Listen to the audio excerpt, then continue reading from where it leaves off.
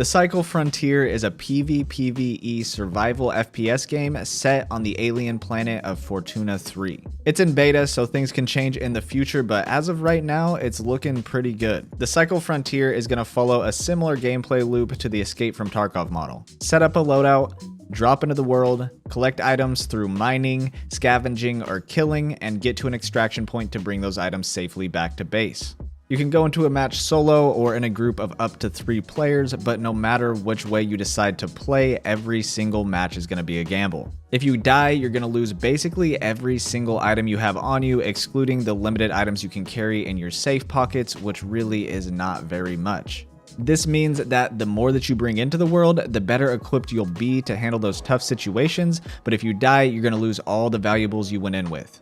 If you're really worried about losing an item, you can actually pay to insure them, which can either give you the item back completely or compensate you for the cost of the item.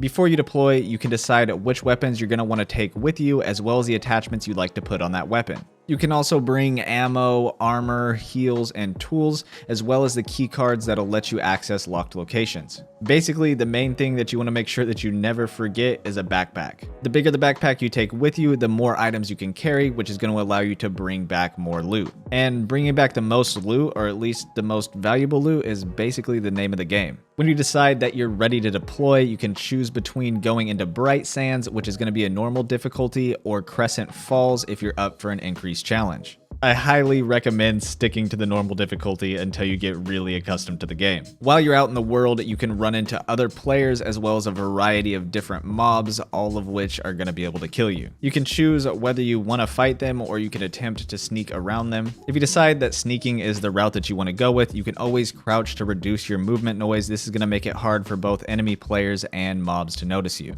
The maps that you're going to be playing on are both beautiful and massive, but they can be quite tricky to traverse, so it can take some time to get from point A to point B, so be aware of that when you're trying to get to the evac location. Also, be aware that fall damage in this game is very real, so even the slightest of falls can cause you big damage. Occasionally, while you're out in the world, you can get caught up in a storm. This is going to make it incredibly hard to see and prevent you from being able to evac. Also, you can be struck by lightning, so if you're in the storm, you're going to want to watch out for that. Another thing that you're going to want to be aware of is the items that you collected as you're moving along through the world. This is because nothing is truly yours until you can get it back to base. Because of this, if you find something really valuable, it may be worth heading straight to the evac point to secure it, but be aware as players may be camping the point even if it's not their own evac point.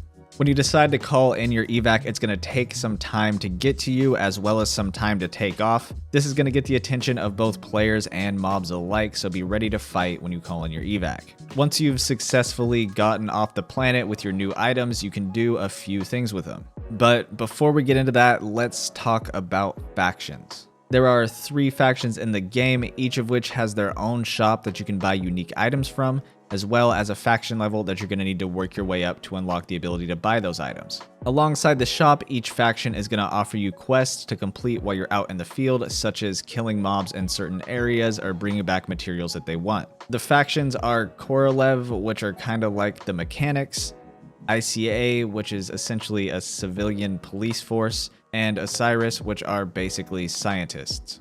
As you're progressing and in particular selling items to factions, you're going to want to be aware of the rewards that each faction is going to grant you. When you sell an item to a faction, it's actually going to give you a bit of faction XP towards that specific faction. So make sure that you're selling to the faction that you want to progress in first. If you decide that you don't want to sell your items, you can actually use them to craft by using the gear printer. Here you can craft some of the best weapons and items in the game, as well as repair some of your damaged items from previous deployments. To craft, you'll need the specified raw materials as well as some cash. As you can imagine, the better item that you're trying to craft, the more materials and cash that it's going to cost you. On top of that, the items are actually going to take some time to craft, but if you want, you can skip the wait by putting in some more money.